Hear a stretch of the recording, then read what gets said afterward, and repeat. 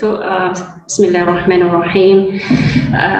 الحمد لله رب العالمين والصلاة والسلام على أشرف الأنبياء والمرسلين وعلى آله وصحبه أجمعين. رب اشرح لي صدري ويسر لي أمري واحلل عقدة من لساني يفقهوا قولي.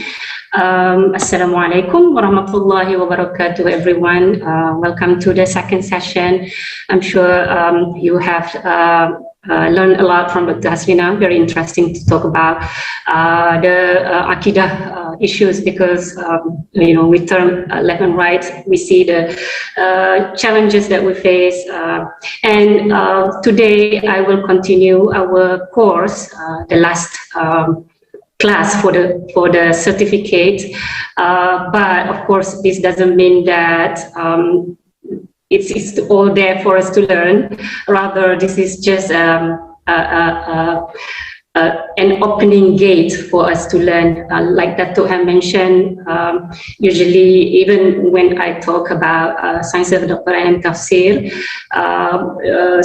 students who major in this tafsir and ulum al-Qur'an will have to spend at least 6 semesters in different courses: introduction to the Qur'an 1 and 2, methodology of tafsir 1 and 2, and different methodology of tafsir. But nevertheless, so it has opened our mind and curiosity to learn about Quran, inshallah. Okay, so without further ado, I want to continue the class. Today we are going to talk about the Quran tafsir. Yeah? So of course I would want you to understand that I'm going to go through it very fast because we don't have much time, but at least I want you to start questions regarding, for example, why didn't the Prophet ﷺ explain the whole Quran for us? So there is,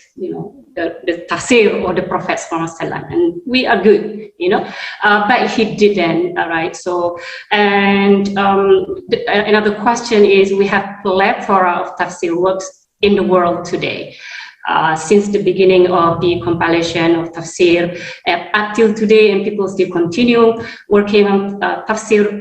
So what is the best, right? So in that, I don't think that we should question what is the best. Rather, like we're asking, what is the strength of each of this work, so that we can benefit the strength of this work, right? So here, let's go quickly. When we talk about tafsir, of course, there are two terms that come to our mind, tafsir and ta'wil. So what is tafsir? Come from the word fassara, which means to explain, to elucidate, to interpret, right? So that's why tafsir is understood as explanation. Ta'wil, however, come from the word awwala, means to return, to revert. But the question is, tafsir is a science by which the Quran is understood, its meaning is explained, and its ruling is derived.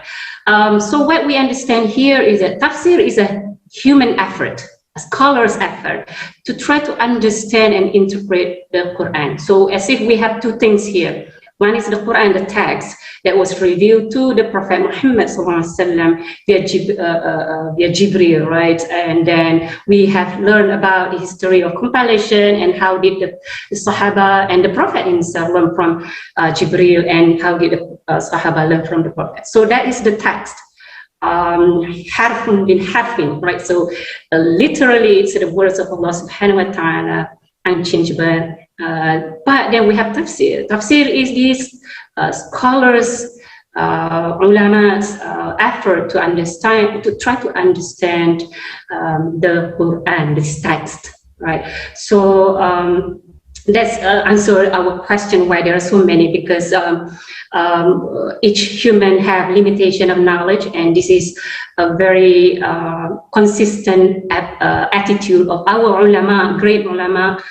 When they finish their work, they always say, Wallahu a'lam. Allah knows best, because obviously this particular scholar have attempted the best of his knowledge to explain the Quran or to talk about the hadith or fiqh and so forth, but with the assumption that the infinite knowledge is Allah alone, but human has the limitation. Right? So tafsir is basically a human effort, right? So of course this doesn't mean that there is no principle. It's like it is not a free way looking at the Quran, like we can think about anything, but rather it has principles that the scholars throughout the history of Islam try to abide as much as to this rule and principles, right? So that will sometimes some scholars would okay, why I didn't show it here? Okay,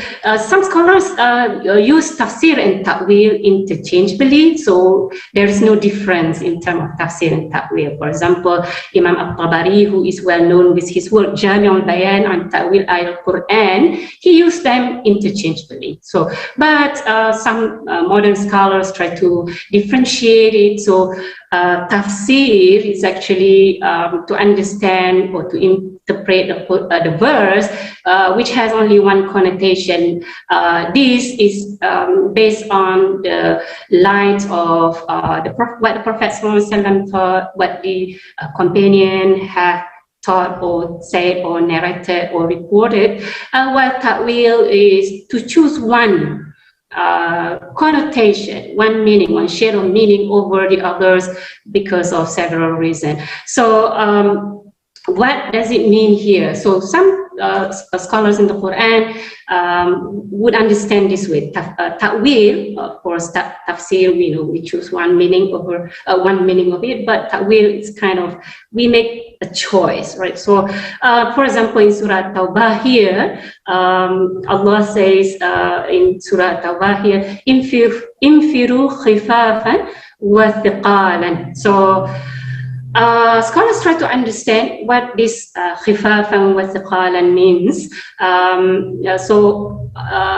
They are interpreted, these two words are interpreted either old and young. Okay, that is one of the chosen meaning. Or someone that would choose rich or poor, single or married, actively or passively, or sick or healthy. So obviously, what we can understand, khifafan wa thiqalan here connotes different meaning, different context. So ta'wil is to choose one over the other.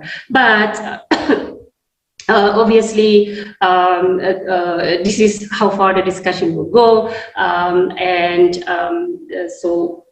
This is an explanation of the difference between the two. And of course, there are other aspects. I think it's better that we focus on these two, so we kind of get the understanding that tafsir and ta'wil might be the same, right? So now we want to talk about the history and development of tafsir. This will help us to understand how did it begin, when, and how did they do it, what did they do?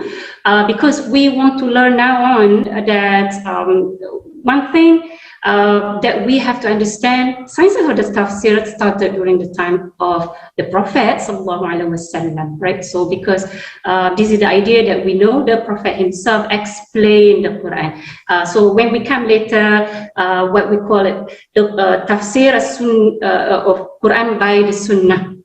So in other words, the Prophet himself explained several ayats to the Sahaba, so that this is considered tafsir by the Prophet ﷺ. And of course, it started during his lifetime, right? So, and this go back to the role of the Prophet ﷺ, right? So, when we talk about tafsir during the time of the Prophet ﷺ, just like many other knowledge, we're talking about the interaction between teacher and his students, the Sahaba. The Prophet was the teacher and the Sahaba were his students. But when we want to understand how much tafsir, how much did the Prophet interpret the Quran, we need to understand the context of his students. Just like when a teacher teach his student, when his student understands some basic knowledge, then the teacher does not need to explain the basic, but rather go to the upper levels. The context that we want to understand, and or maybe you have understand already so far, right? The Sahaba basically lived during the time of the Prophet. They had him as a teacher. They spoke the language of the Quran. They also live within this political, theological, spiritual, social, moral context of the Quranic revelation. So basically, they are aware of the intent of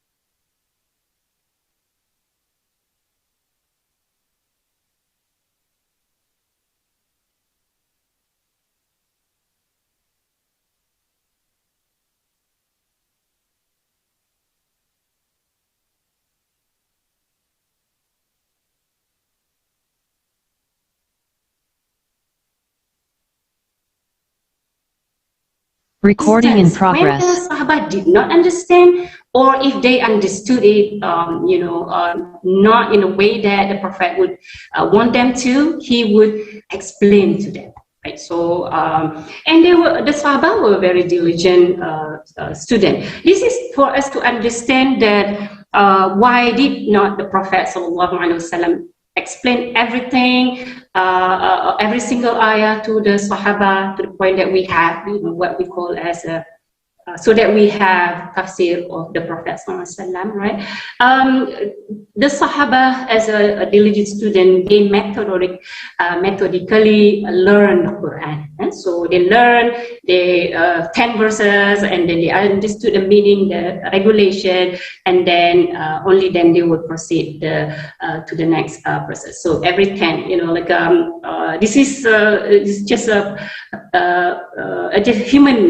human experience up to today. When we chunk our knowledge, learning about knowledge, like a chapter or something, then we chunk it, and then this is how we try to master the knowledge, right? So we chunk it, right? So and also they used to say that we learn the Quran studies in ideas and junction all together, right? So this is the methods of the Sahaba who, as students of the Quran, learn from the Prophet, so that they know and understand the Quran. This will give us, will answer the question like why, later on also the Sahaba did not interpret the whole Quran again, right? So because they understand it, and that depend on the student as well. So how much did the Prophet explain the Quran again? The Prophet did not interpret every single verse in the Quran, that's for sure. Imam Suyuti,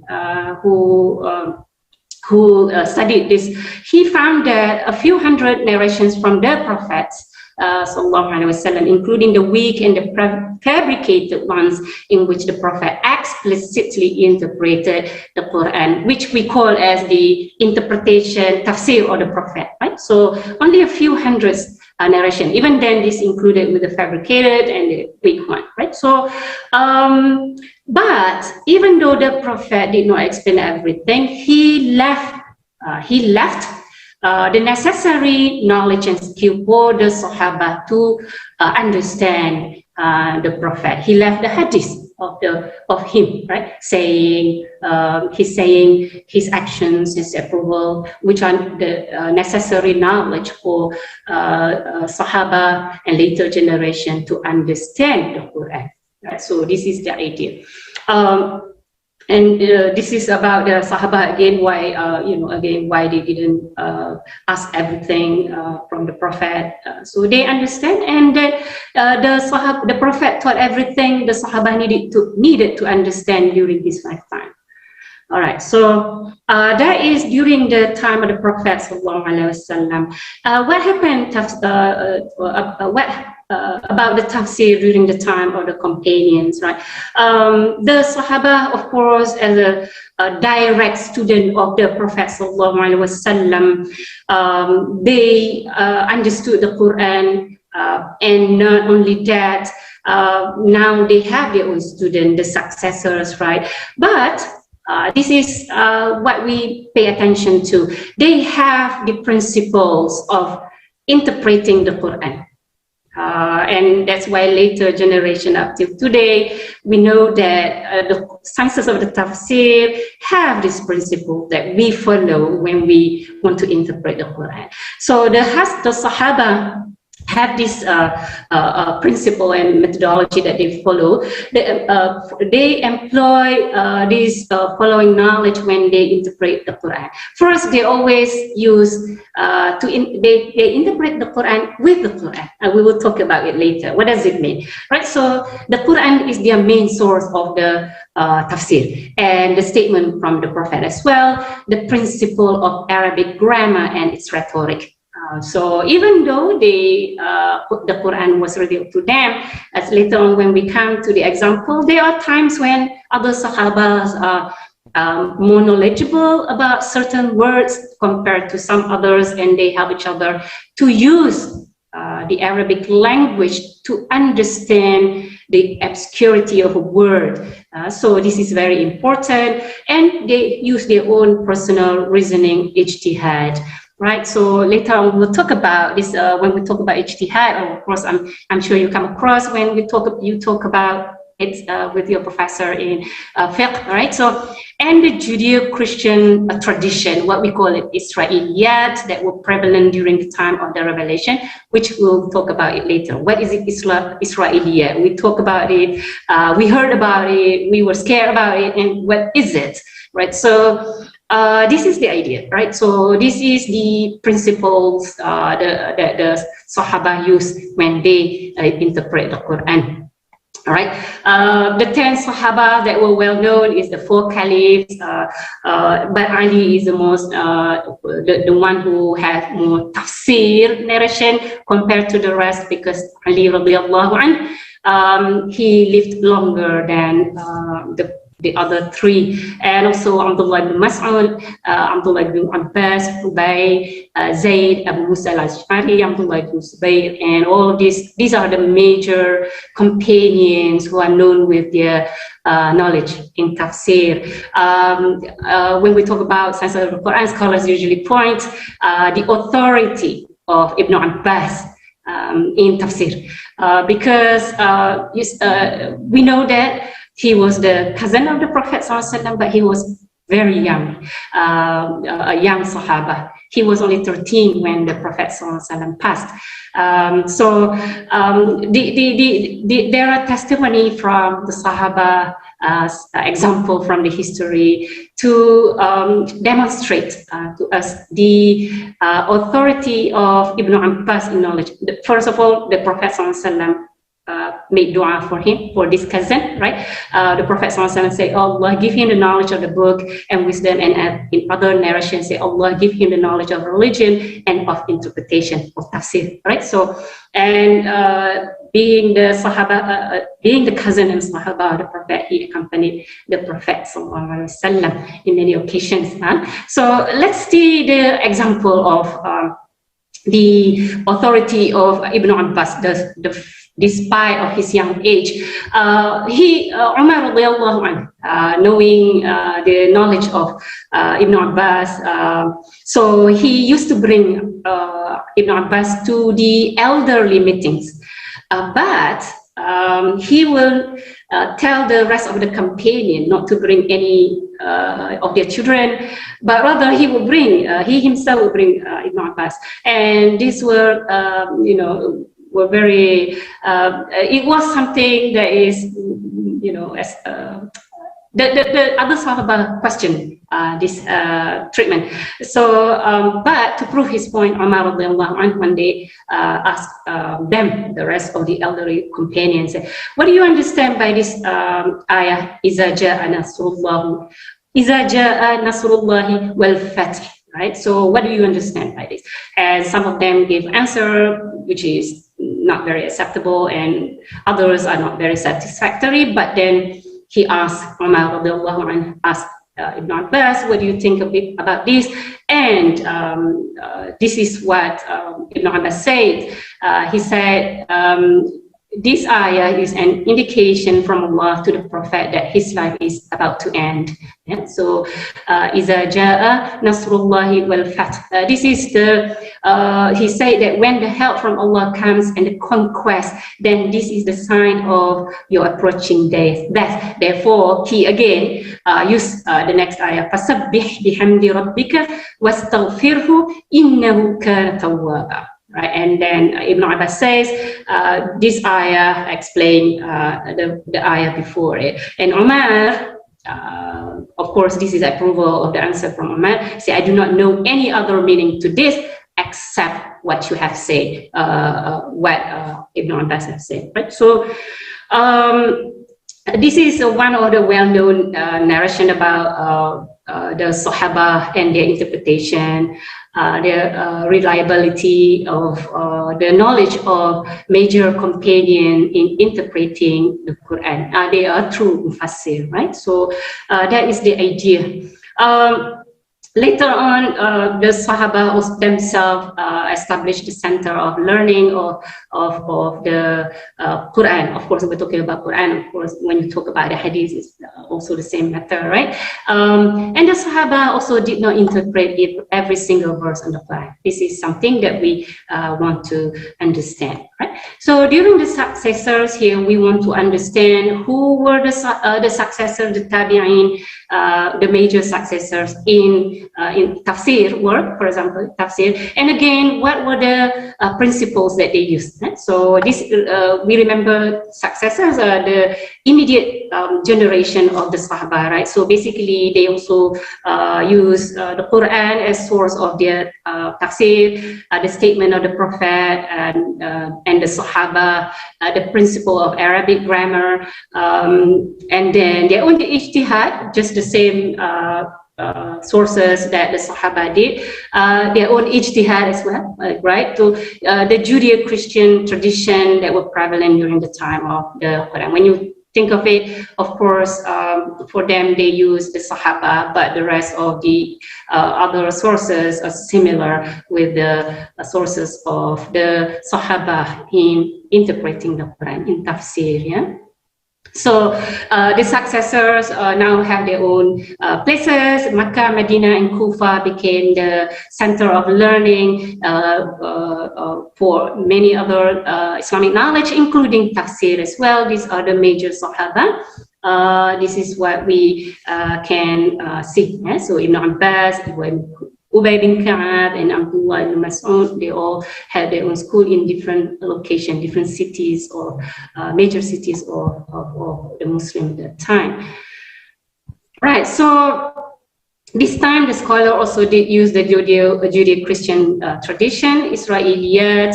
Now we want to understand there were scholars of Israeliyat during the time of the successors, because they were converted Muslims. They knew the Israeliyat because they were believers in this tradition, and they had this knowledge with them, and they converted to Islam. They still retain this knowledge with them, right? So these are some of the successors who major resources, major references for Israeliyat narratives, right? So Abdullah ibn Salam, for example, he was the companion, the Sahaba, right? Ka'ab ibn al-Ahbar, also, he lived during the time of the Prophet, but he did not meet him. So Wahab ibn Munabbi and Abdul Malik ibn Jurayj, they are all the major references for Israeliyat. Eh? So when we trace the chain of transmission, for example, we will find their names because these are the major scholars of Israeliyat. Right? So just like Hadith, this time also, the period had also increased forged narration, not contributed, attributed to the Prophet. I made a mistake here. Attributed to the Prophet due to political and religious strife. And we may want to understand this context, this fact, parallel with the Hadith context. When we study the Hadith, the forgery, the Hadith Mawdu', right? So obviously in tafsir narration as well, people started to forge the narration so that to support their political persuasion, their political leaning or religious persuasion and belief and so forth. So this is the context of the successors of that time, right? So so we have learned about historically what happened during the time of the Prophet, the time of, the time of the Sahaba and the the successor. So we want now to understand the development of tafsir itself, and of course we may, you may find like we go back and forth here, going back to the Prophet time, the Sahaba time, and the successors time. But we will move forward, inshallah. After this, we'll talk about who can interpret the Quran, right? So first of all, we want to learn which tafsir, completed tafsir, well-known completed tafsir. The well-known is by Imam Ibn Jarir al-Tabari, who died in 310 after Hijrah. So basically less than 300 years after the first compilation, after the first compilation of the Quran, right? So basically, this is the completed tafsir. It is still available today. Jami al-Bayan an Ta'wil al-Quran. He used a narration extensively. So what it means is that Imam al-Tabari, he would put, when he interpret the ayah in the Quran, verse by verse, when he has the narration, either from the Prophet or Sahaba or the successors, he will put in this, to interpret. He will use them. He will use this narration to interpret the verse. So he also used to interpret the Quran based on the grammatical analysis. So it means that he must have the knowledge of Arabic language, right? And the various recitation, the qira'at that we learned before, and he put also the aspect of this and explain to the readers. And occasionally, and that's why this had his work occasionally used his personal reasoning as ijtihad on various aspects of the verse. Tafsir Ibn Jarir al-Tabari is one of the tafsir that is put within the category of tafsir bil ma'thur, tafsir based on the narration, the tradition, because obviously he minimized the ijtihad, his own personal reasoning and opinion, but rather he makes sure that he used the narrations that he got from the Prophet himself, Sahaba and companion and other scholars during those period in his work. Okay? So this is among the first actually completed tafsir work, Tabari. Right? So other work before that were manuscripts, some were extinct already. So this is the example of tafsir in earlier time. They're what we call a classical tafsir. And other works as well, here you may read on your own some of the work here. All right. For the tafsir work in this period, they emphasize on grammatical analysis. So this requires the Arabic language. You see, after 300 years, the question is, do they speak the same Arabic like the Quranic language? Is there any different, any change? So the understanding is that the language of the Quran is very unique. So anyone who wants to study and understand the Quran must possess the knowledge of the Quran and the Arabic of the Quran. So independent ijtihad as well is employed when they interpret the Quran. And at this time also there are tafsirs that are written to defend the jurisprudential school, the mazhab school of fiqh, right? So like Hanafi, Shafi'i, Maliki, and also this is a major strand in the tafsir world at that time. Also, the deletion of isnad, basically when people narrate, when people mention narration, or they will not any longer mention the chain or the transmitter of this report. Which of course open up to forgery when, of course, when someone just say, well, the Prophet ﷺ said this, without actually giving us the narration, then it's easy for us to ask like what is your chain of transmission, so that we know the authenticity of your report, right? So this is the idea that at this moment, at this time, or the period, for example, people already have varieties of interpretation to support the political or sectarian views.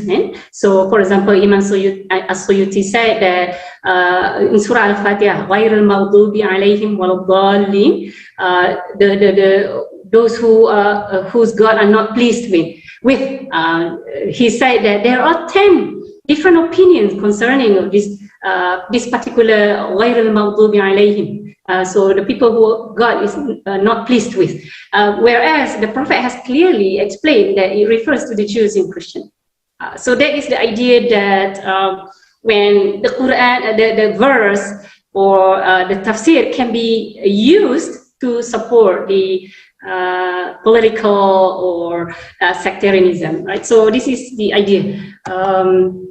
And to give us the idea, and after that, after the 4th century, after Hijrah till today, there are volumes of tafsir work being done, written extensively, and we must, put in our mind here that this work very heterogeneous, like a very diverse in its approach, in its methodology, in its persuasion, in its how you call this, the methodology that is being used, right? So what we can sometimes, scholars will understand in broad categories. Sometimes this tafsir can be put. Some of the work of this tafsir that spruce up after the 4th century after Hijrah is the tafsir based on narration, tafsir bil al-ma'thur, right? So, or tafsir based on personal reasoning. Does it mean that, this particular work only focus on ijtihad, his own ijtihad, without taking any reports or any saying from the Prophet? No, it is not true, but rather, topic-wise tafsir, which today we are very familiar with tafsir mawdu'i, right? So we may also say this feminist tafsir, if we are comfortable to call them as feminist tafsir. Feminist tafsir can be included as part of tafsir mawdu'i, right? Or jurisprudential tafsir al-fiqhi, right? So this is the major strand, or tafsir al-ilmi, or tafsir al-fanni, literary tafsir, like tafsir Sayyid al-Qutb fi Zilal al-Qur'an, for example, tafsir or scientific tafsir, or many diverse approach to understand the meaning of the Quran. And you remember that when we say that this is the human scholarly attempt to understand the text of the Quran. The Quran remain, the text remain. However, our understanding, the scholar's understanding, may vary from one another depending on the approaches that they use, the methodology they use, the principles that they want to use. So some works may combine some or more of these categories. They produce works that are more encompassing and broad, which later on I will talk about tafsir hamka, inshallah. All right. Principle of tafsir. This segment will help us to understand who can interpret the Quran. Is anybody allowed to do the tafsir? Can anybody do the tafsir? Does tafsir has some kind of principles and rules that scholars or ulama or mufassir subscribe to when they do the tafsir, right? So basically, principle of tafsir, and Imam As-Suyuti in his book Al-Itqan fi Ulum al-Quran. So this segment will be based on that. So basically, we're talking about the qualities and the characters of the mufassir. So when we talk about this person who wants to interpret the Quran, what qualities he has to have, right? So, or she has to have. And also, what do we call a proper tafsir? What characteristic of a proper tafsir has, right? So this is a very systematic principle, but just like many other principle in fiqh, of course, fiqh particularly more advanced, right? I would say advanced in the sense that there are various strands of this principle and so forth, and have been employed. So it's the same in the principle of tafsir. So it's not like Sahaba or this mufassir just woke up one day and feel like he has enough knowledge, but rather, this person understand the quality of himself and what as he has to do the tafsir. Yeah. So okay. And Imam Suyuti have summarized here a little bit. He said that whoever wished to interpret the Quran, he first turned to the Quran itself. So basically talking about the main source of tafsir, just like the Prophet ﷺ did, just like the Sahaba did, just like the successors did, and then the Sunnah. If you cannot find the interpretation of the Quran in the Quran, then try to find it in the Sunnah. So again, the statement of the Prophet, the statement of the Sahaba, right? So this is what Suyuti said. Just kind of remind us anybody who wants to interpret the Quran, regardless of the time, and this is the basic principle that they have to. So. In the sciences of tafsir of the Quran, we talk about tafsir of the Quran by the Quran. What does it mean here that one ayah may interpret another ayah?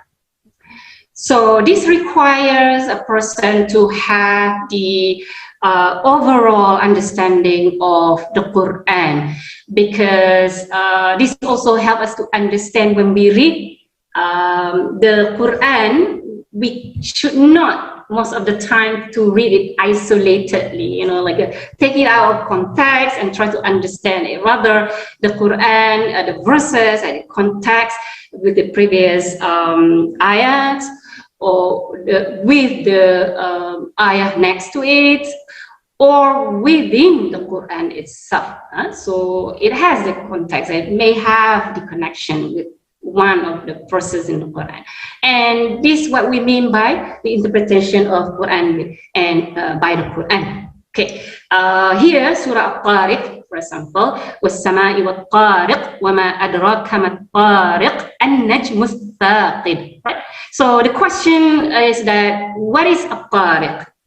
So Allah immediately here was wama adraka mat-tariq. What is the nightly star, right? And then Allah immediately say an-najmu ath-thaqib. So this in context of tafsir, this is the example of that. The ayah here, second ayah, is explained by the next ayah, right? So and sometimes the ayah may be in one surah, but is explained by another ayah in different surah. So, right. So this is the idea when the example in Surah Al-Baqarah, verse 37 here, when the description about the repentance of Adam. So what did Adam say when he repented? Then Surah Al-A'raf mentioned to us that he said, قَالَ رَبَّنَا ظَلَمْنَا أَنفُسَنَا وَإِن لَمْ تَغْفِرْ لَنَا وَتَرْحَمْنَا لَنَكُونَنَّ مِنَ الْخَاسِرِينَ. Right. So here is the wording, the dua, the repentance that Adam alayhi salam said and uttered. Right. So this is what is described as the Quran, one verse. This explains another verse. In this case, Al-A'raf 23 explain Al-Baqarah 37. Yeah. So of course, You remember we were talking about Asbab al-Nuzul, Makki and Madani, and Nasikh wal Mansukh, the Qira'at, the Muhkam and Mutashabih. We didn't have time in this course to talk about this, and others. These are the external knowledge that are necessary for us to have to interpret the Quran. So again, go back to the question: can anyone interpret the Quran? Yeah, sure. If we have this knowledge, then we may need this knowledge to help us to understand or to interpret the Quran. Yeah? So, and also, this is a very important statement. All the relevant verses must be taken into account to form a complete picture. That's why we cannot read or recite or read rather the Quran one verse isolatedly. Rather, it has to be reading within the context, the bigger picture to understand it. No interpretation of any verse can contradict another verse. This is another principle that the scholars of tafsir agree. Right. So another principle is tafsir by the Sunnah. Okay, this is the role of the Sunnah. We know. I want to go quickly here because I'm sure you have learned from the class of fiqh, class of hadith, and now class of Quran, right? About the role of Sunnah in explaining the Quran. All right, so here we talked about earlier when the Prophet ﷺ talked about zulm and the Sahaba did not understand what zulm. So basically the Sahaba helped them to understand the term zulm. Or Surah Al-Ma'idah here talking about the punishment for theft, right? So the Prophet himself specifying it, what is it? Like if someone steals above the level of monetary value, or how to cut it, which part of the hand and so forth. So that is the idea.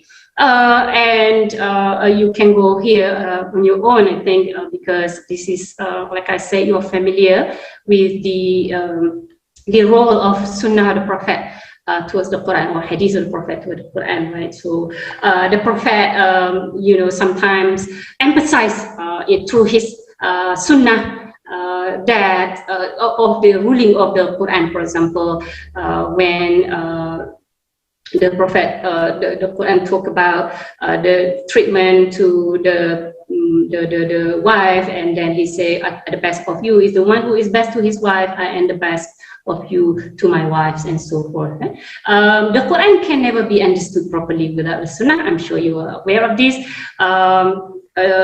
Now we want to understand this, right? Tafsir of Quran by Quran and tafsir Quran by Sunnah. These two principles are ultimate sources for understanding of the Quran, of tafsir. Yeah? Both of them must be taken simultaneously to arrive at a correct understanding. This is the complementary role of Quran and Sunnah in providing guidance to the Muslim. They are the final authority on the interpretation of the Quran, and no interpretation is allowed to contradict to these sources. Yeah? So this is the idea.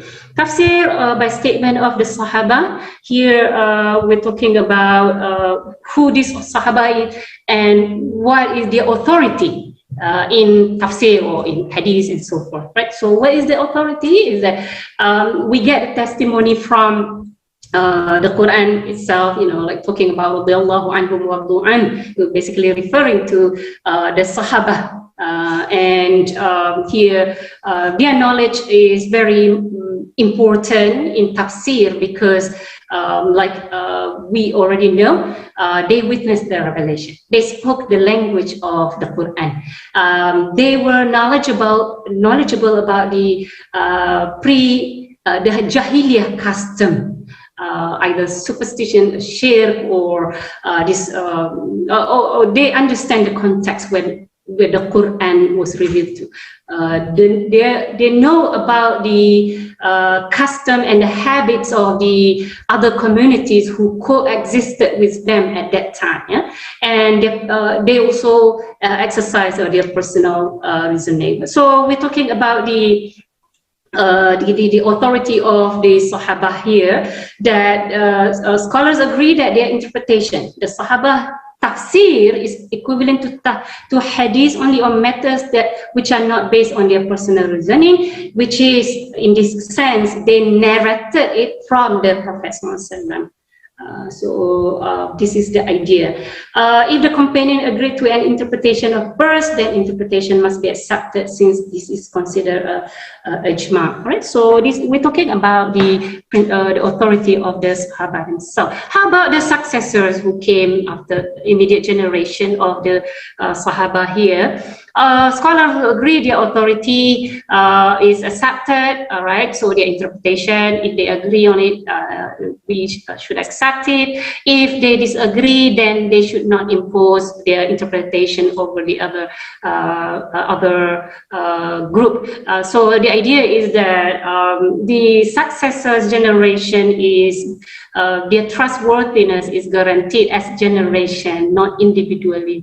But again, in our Islamic intellectual tradition, their role, their knowledge is very important to our knowledge, right? So the tafsir by Arabic language and classical poetry. So that's why today we are familiar with, for example, Quranic Arabic, right? Because the modern standard Arabic today is different, and like a language is evolved as human history goes.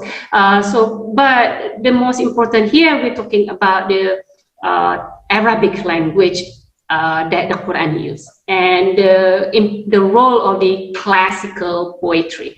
What it means is here, the knowledge of Arabic language and classical poetry is very important in getting help from these two sources to explain the obscurity of the word, for example, right? So the example here, for example, the word to salat, for example, it is of course here we must understand also the idea here to tell us that even though we may know the language, but we also cannot detach this term to its operational terminology. What it means? Linguistically, the word salat means dua. Dua. So if we open the book of fiqh, salat means dua, literally. But from the context of Sharia, from the context of Islamic teaching, salat means certain movement, certain set of movement done at certain time of the day, facing a direction. That means salat, right? So the idea is that we need to be able to, if a person know the Arabic, like the Quranic Arabic, at the same time, this person must be aware also how the Quran uses it to mean also in its operational context. Yeah? So salah in the context of Islam, what does it mean, right? So, but we do not discount the importance of Arabic, the Quranic Arabic, and the classical poetry here. The example of Ibn Abbas, who of course has the immense knowledge of tafsir. He used, there is a one time here instance, he used the classical poem the lines from classical poem to understand the Quran, the Quranic word raib, la raiba fi in Surah Al-Baqarah, right? So raib is doubt, and he used this line to affirm the understanding of raib, doubt, right? So in this context, we get the sense that sometimes early scholars, even the Sahaba themselves, use to interpret one word in the Quran by help of classical poetry or the Arabic language. So tafsir by pre-Islamic Arabic customs. What it means is here we want to understand that when the Quran mentioned the pre-Islamic, the Jahilian custom, for example, if someone is ignorant about this context, these customs, then this person will not be able to interpret the, excuse me. Yes, Dato', you? No, it's okay. You finish it. Excuse me? You finish it, yeah. Okay.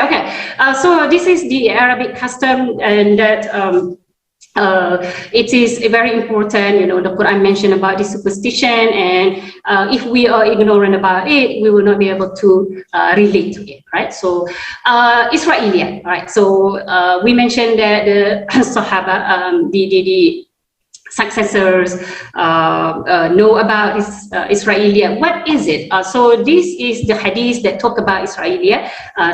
Sometimes the Prophet seemed to be like say it's okay to use Israeliyat, and sometimes he was very firm and warning, like, oh, if Musa were alive today, then he would have followed me, or do not specify. So what is it? Here is the analysis of the hadith, these three hadiths.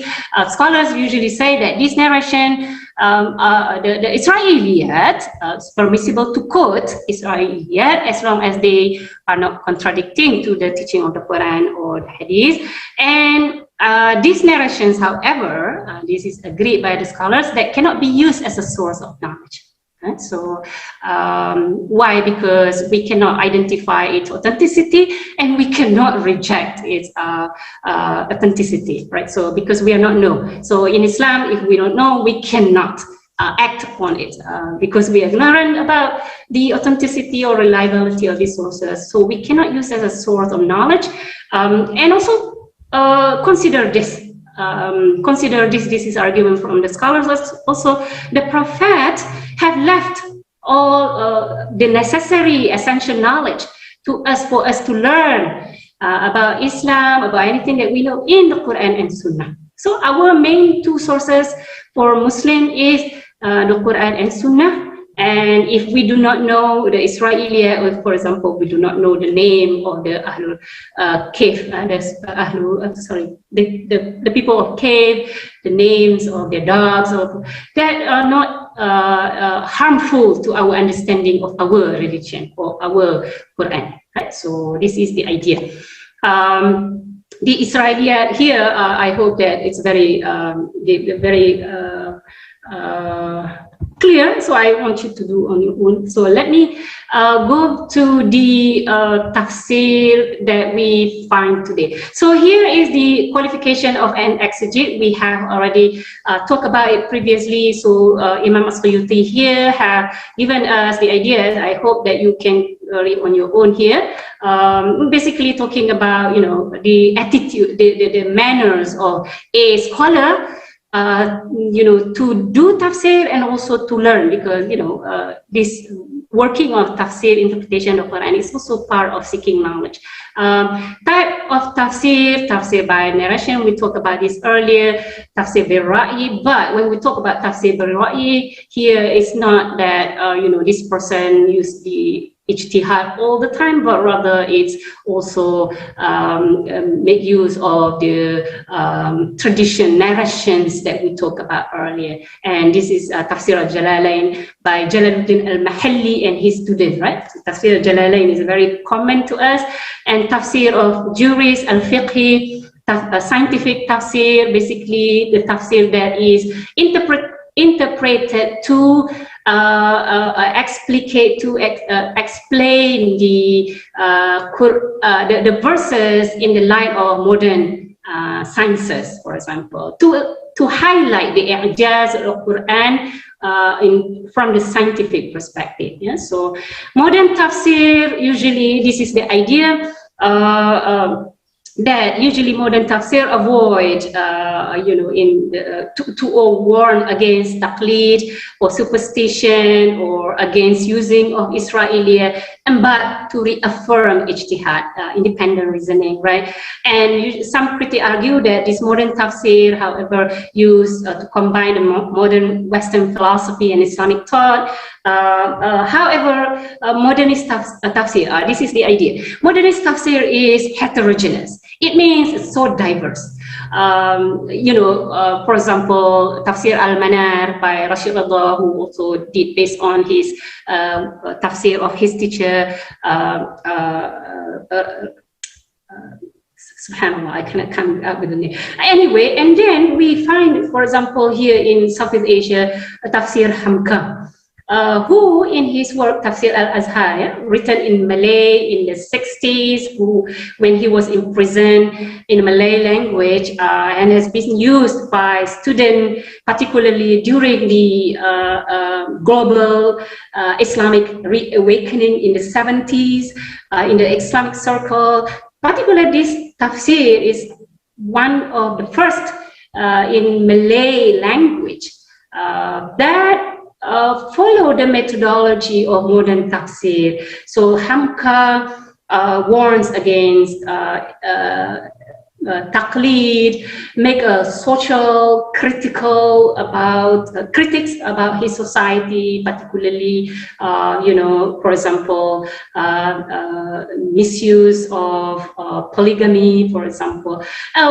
What I want to direct, for example, maybe let's say, if that's why I want to point that there is a differences, there is similarity. For example, if Rashid Allah in his Al-Manar argue for the suspension of polygamous ruling because of the abuse of polygamy in the society.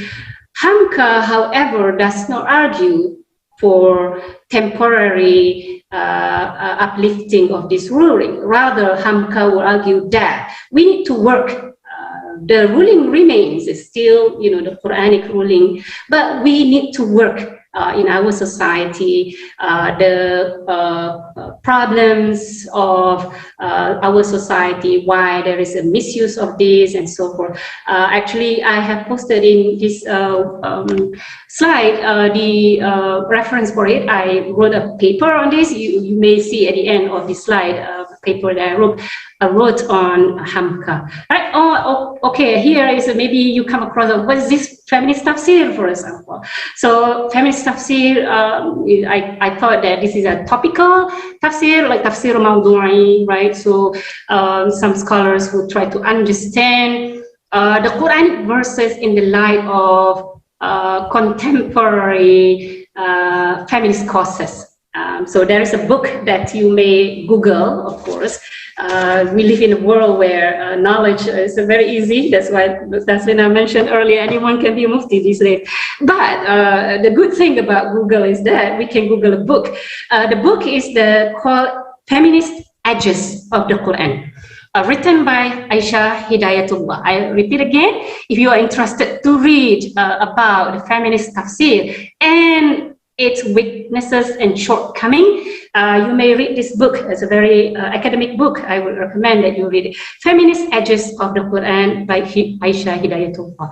Right? So basically what we want to learn from this topic today, of course, I am wrapping it up in 1 minute, inshallah,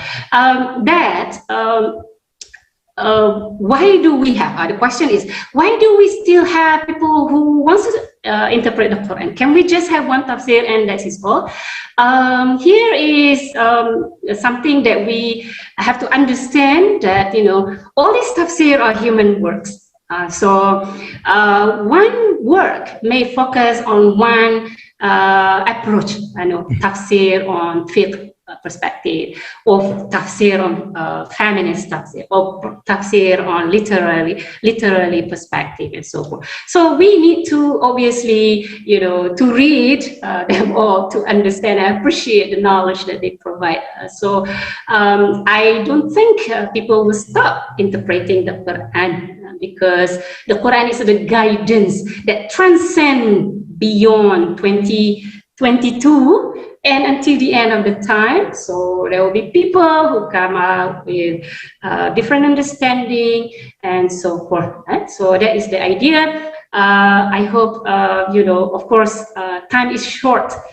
This tafsir class alone usually is studied in 3-4 semesters. So we did it just in 45 minutes. But we have opened up the Pandora box, though the Pandora box usually is mentioned not in a very good way, but curiosity, our keen to learn about Islam, about the Quran, and like Dr. Asuna mentioned earlier, keep an open mind. Because all of this knowledge is so diverse, so much. Of course, the infinite knowledge belongs to Allah alone, but we cannot say, well, there is there for us to know. That's why we become talib, student, until the rest of our life. So I stop here. Assalamualaikum warahmatullahi wabarakatuh. Thank you very much. Thank you very much for the attention. May Allah give us ajar for our intention and time of being here in class today. Thank you so much. Assalamualaikum. Thank you very much. Waalaikumsalam warahmatullahi wabarakatuh, Dr. Norbani. This is the last class for all of you from Dr. Norbani. And although the topic of Al-Quran is not an end yet, this is just the beginning, opening. For those who are interested to learn more, they can come to IIUM to take up a master's or PhD under the supervision of Dr. Norbani just on Al-Quran.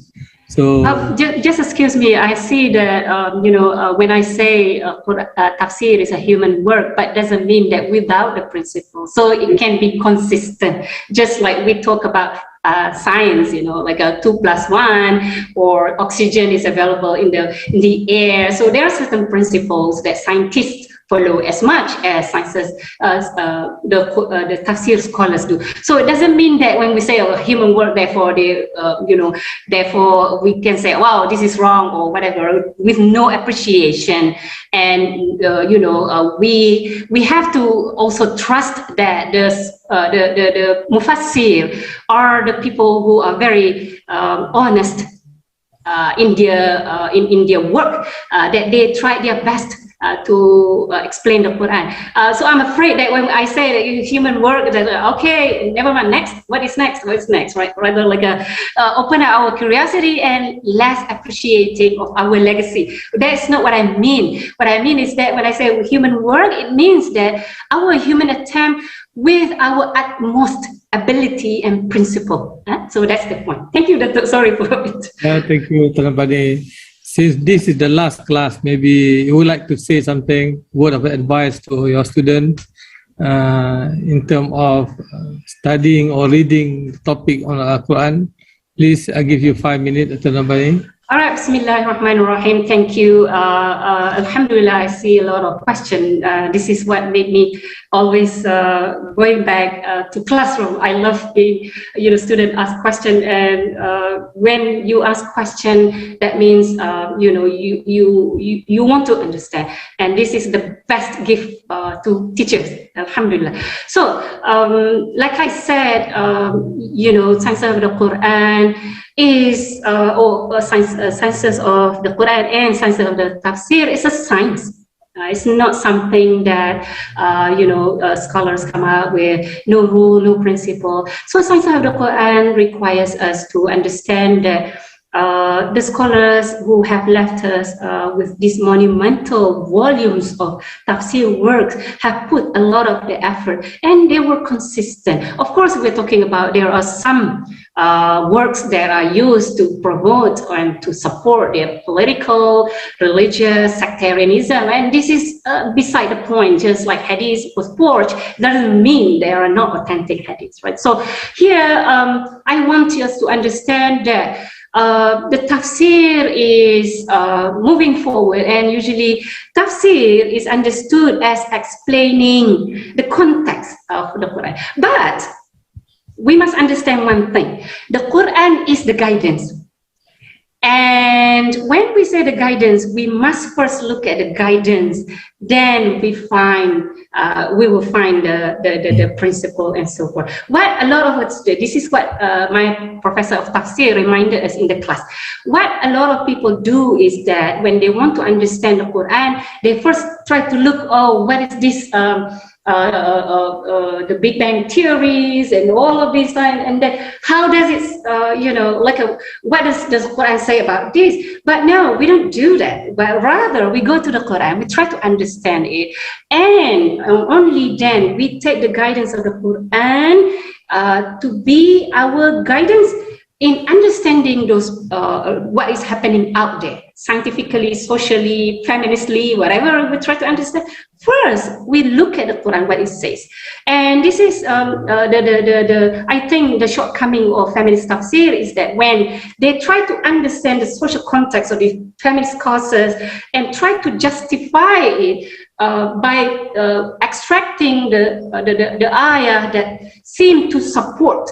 A lot of time, however, we must understand that the Quran is the language, is the guidance from Allah, and was revealed to the time of the Prophet ﷺ.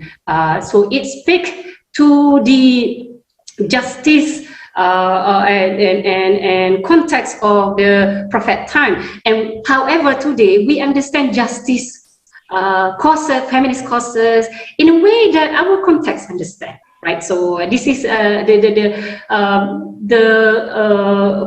challenges that we need to understand, and not only in feminist tafsir, or also in sciences and scientific science, in all politics as well. First, we must understand Quran is the guidance. All right, so I hope that you continue reading. There are so many translations of this classical work. For example, Al-Itqan fi Ulum al-Quran. You just PDF it and it will appear, and we give dua to all these scholars who have helped us to understand sense of the Quran, right? So, and tafsir as well. Keep your heart and mind curious to understand, and if we don't understand, we need a teacher. So we cannot just self-teaching it, because we learn the Prophet had his teacher, Jibril alayhi salam. And then the Sahaba had their teacher. The successor had their teacher. We have to have teacher. Teachers in the sense that when we have ambiguity, confusion, we can ask for clarification. Doesn't mean our teacher knows everything. No, I don't know everything. I have to have فَاسْأَلُوا أَهْلَ الذِّكْرَ. So it means that we ask the expert, right? So I think that's all. Thank you very much. Yeah, I will give you the slide and also the references, inshallah, and the questions that I want you to ponder. The question for each week, as I was reminded last week, I will give the question for you to ask and answer it. If you don't find the answer, you may discuss with people who know. The question is a little bit general, but I want you to understand this is how we need to understand senses of the Quran and tafsir in the light of the what is happening out there. Usually, what question we can ask. So inshallah, thank you so much, and it was my pleasure to be with you, and thank you Datu and IIIT Thank you very much. Thank you so inshallah, all the best to the students and participants, and all the good come from Allah, and the mistakes and shortcomings are mine. I ask Allah to forgive me and bless us. Ameen. To all that good work we do. Alhamdulillah. Take care, and inshallah I leave you.